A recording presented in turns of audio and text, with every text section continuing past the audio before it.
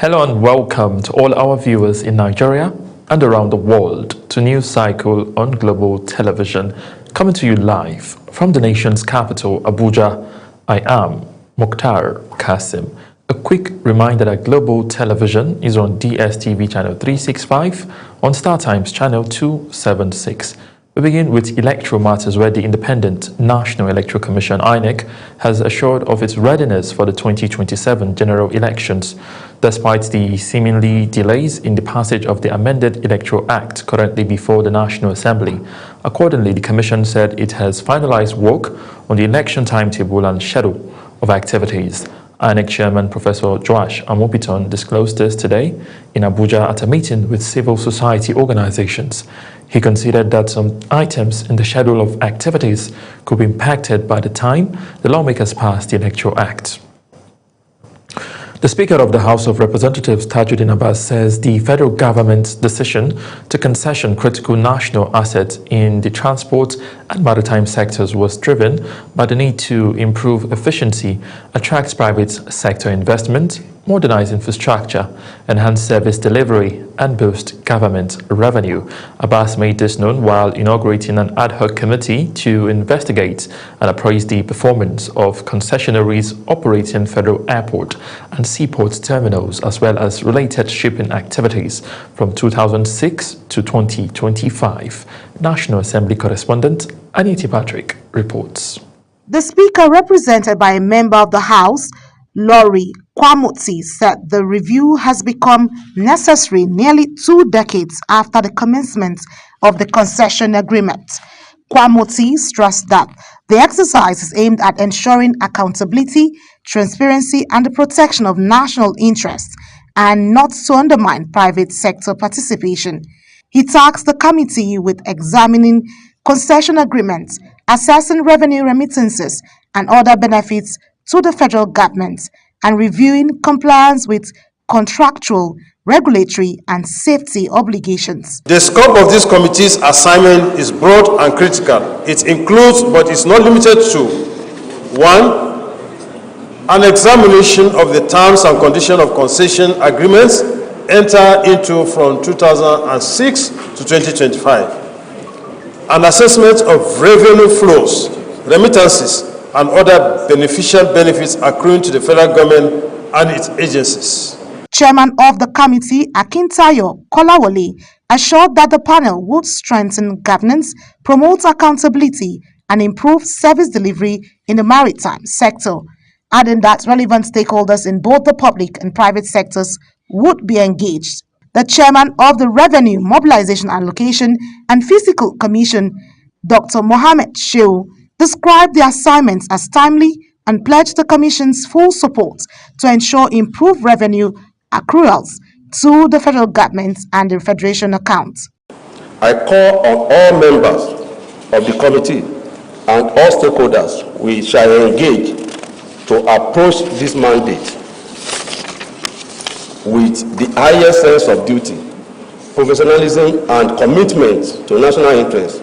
I am confident that through rigorous oversight, robust evidence-based analysis, and constructive engagement, what we are always after is how can more revenue be mobilized into the Federation account as well as to the federal government. And I think this subcommittee and its assignment is timely, is apt, and I believe that the Commission will give its 110% support. The House of Representatives says the findings of the committee will help determine whether existing concession agreements have delivered value for money and protected Nigeria's economic interests. From the National Assembly, Aniti Patrick reporting for Global TV News. Minister of the Federal Capital Territory (FCT), Nyesom Wike, has expressed satisfaction with the pace and quality of ongoing road infrastructure across Abuja following an inspection tour of several key project sites. Our correspondent Kabir Hassan reports. The inspection tour took the minister to major road and infrastructure projects across the city, beginning with the Gishiri community in Katampe district, where he described as strategic, noting that it is among those expected to be inaugurated during the third year of the administration. The inspection team also assessed ongoing bridge construction along the Outer Southern Expressway, also known as Ring Road 1, before proceeding to the Apo Wasa axis to inspect road designated for Apo traders. According to the minister, the projects are critical to improving mobility within the capital city and have clear timelines for completion. Which is a well job done. We believe it's one of the roads that will be inaugurated in the third year of Mr. President's anniversary. And then again we came to Sussex.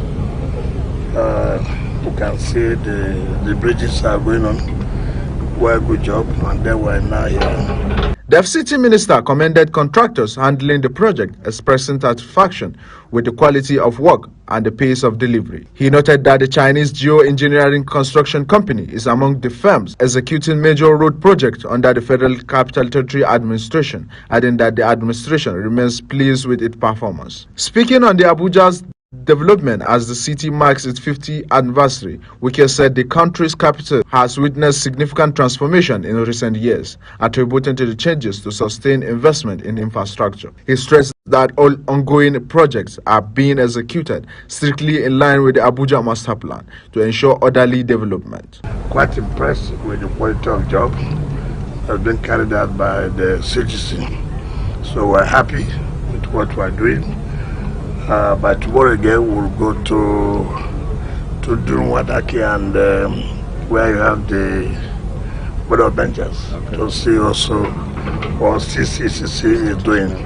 Wike added that the focus remains on collective interests of residents and the continued development of the nation's capital. The inspection follows a series of infrastructure projects executed across the FCT in the past 1 year, including road networks, interchange, and urban renewal schemes linking satellite towns to city centers. The projects are aimed at reducing traffic congestion and improving access to commercial and resident area across Abuja.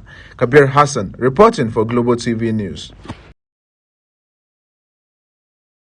To Abia State, where the government has launched the Abia Electronic Health e-Health project, a bold move to digitize healthcare delivery and replace paper-based medical records with a modern, technology-driven system. Commissioner for Information, Prince Oke Kanu, who announced this in a press conference in Umuahia, said the State Executive Council has approved the scheme. According to him, the e-Health initiative is a flagship component of the administration's drive to build a digital ecosystem that improves service delivery across all government sectors. The Kwara State government has confirmed the deadly attack on the community in Kaima local government area and strongly condemned the killings. In a statement issued by the Chief Press Secretary to the Governor, Rafiu Ajikaye, Governor Abdurrahman Abdurazak says he was deeply saddened by the loss of lives. He described the attack as a cowardly act aimed at innocent civilians. He noted that security forces have continued to record significant successes in dismantling terrorist and kidnapping networks across the state. The Emir of Shonga in Kwara State, Haliru Ndanusa, has urged community leaders to prioritize education as a tool to prevent early marriage and protect young girls from harm. The Emir emphasized that enlightenment and awareness are key to curbing the practice. He urged community leaders to educate families about the dangers of early marriage. The Federal Ministry of Health and Social Welfare says it is collaborating with other agencies and private sector to integrate screening services in the primary healthcare centers across the country. This, it says, will help in reducing cancer prevalence in the country. The Minister of State for Health, Dr. Isaac Adekunle Salako, stated this in a message to mark this year's World Cancer Day in Abuja. Zara Unasir reports. World Cancer Day is marked on February 4 every year to raise awareness on cancer and to encourage its prevention, detection, and treatment. World Cancer Day was initiated by the Union for International Cancer Control to support the goals of the World Cancer Declaration, written in 2008. The Minister of State for Health, Dr. Isaac Adekunle Salako, says the integration of cancer screening services across primary health centers will help to institute national cancer screening program so that people can be routinely screened. He said the federal government is actively stepping up efforts to address the challenges confronting cancer patients, while also intensifying measures to strengthen cancer prevention nationwide. The movement forward is now how to ensure that this is enforced diligently, and I think that is an ongoing concern. But in terms of tobacco use generally, there's a lot of discussions going on around this to ensure that we can use the instrument of taxation and other policies to reduce smoking generally, whether second-hand smoking or primary smoking in our country. This year's World Cancer Day targets misinformation, raises awareness, and reduces stigma. Zahra Unasr, reporting for Global TV. Lagos State House of Assembly has ordered the stoppage of demolition at Makoko Community Waterfront. And this was disclosed by the chairman of the ad hoc committee set up by Speaker Mudashiru Adams. Hundreds of displaced residents of Makoko had protested at the assembly last week over the demolition. The protest created tension, which led to the arrest of some activists who are currently undergoing trial. The state government said the demolition was to ensure safety as the residents built structures under high-tension cables. You're watching the live broadcast of News Cycle. News Cycle continues after this weather forecast, plus business, foreign and sports stories on the other side of this break. Please stay with us. You're welcome. Recent rainfall events are being considered a temporary shift from the typical dry season condition. These rains are largely influenced by extratropical systems, and this variability is expected to occur intermittently until the onset of the rainy season. With this, going into Thursday, residents of Lagos, Ogun, Delta, Bayelsa, Rivers, Cross River, and Akwa Ibom states are expected to experience morning thunderstorms. If you're in this region, keep an umbrella handy. To other parts of the country, partly cloudy skies are expected with sunshine intervals in the northern states. Moving into the afternoon and evening hours of Thursday, thunderstorms are expected to intensify and spread, covering both the coastal and most parts of the inland cities, including parts of southern Benue and Kogi states. Warm temperatures are expected, so we advise remain well hydrated and avoid prolonged exposure to direct sunlight. I am Theodora Itum. Thank you for watching.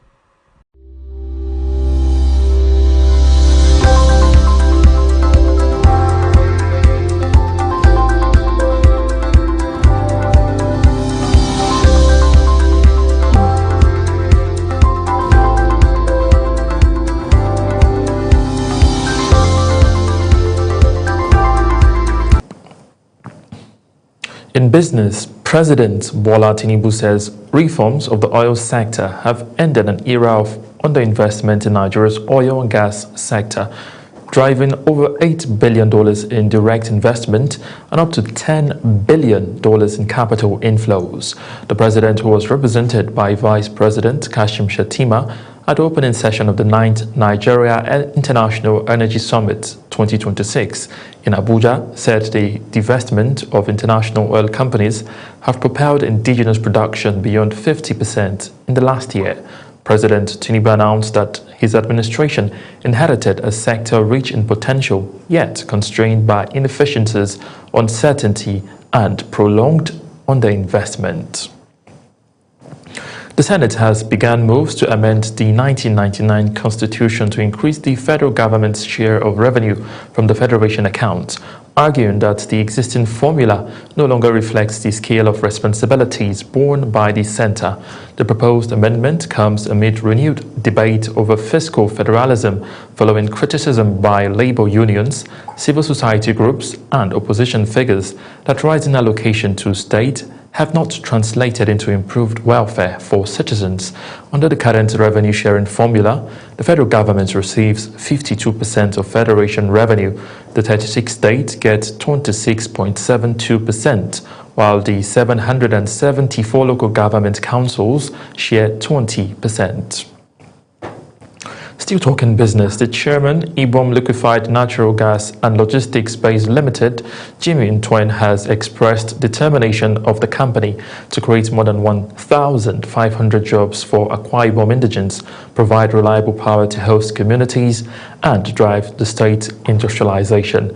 The chairman, who is also the chief executive officer, confirmed the company's readiness while receiving a 2-year temporary certificate of occupancy CFO from the Akwa Ibom state government.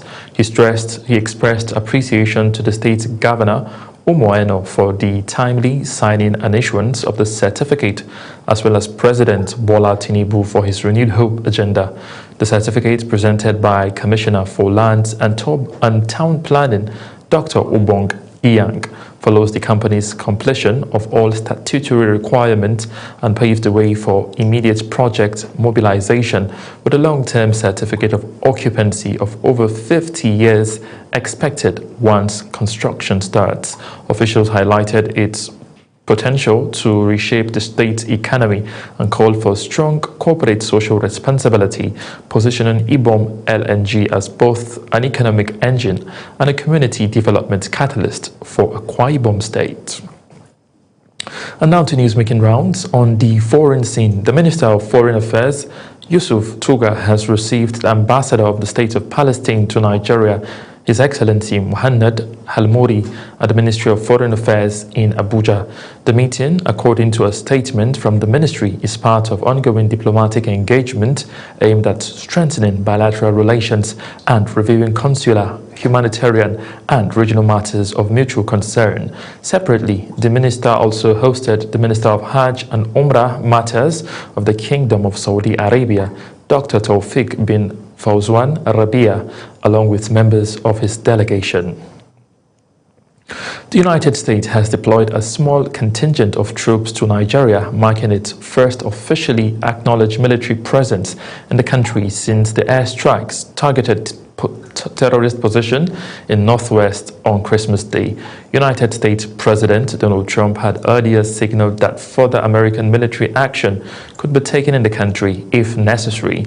Now, prior to the December strike, the United States had conducted surveillance flights over Nigeria from neighboring Ghana in November, providing intelligence support ahead of the operation.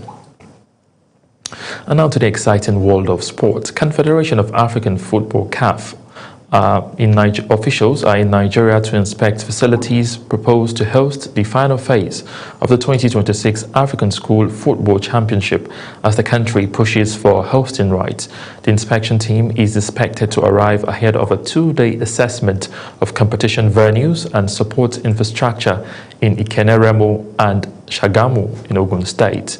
Facilities slated for the inspection include the Remo Stars Stadium and training pitches in Ikeneremo, the FC Ebedia Stadium in Shagamu, as well as hospitals, hotels and accommodation centers in both locations.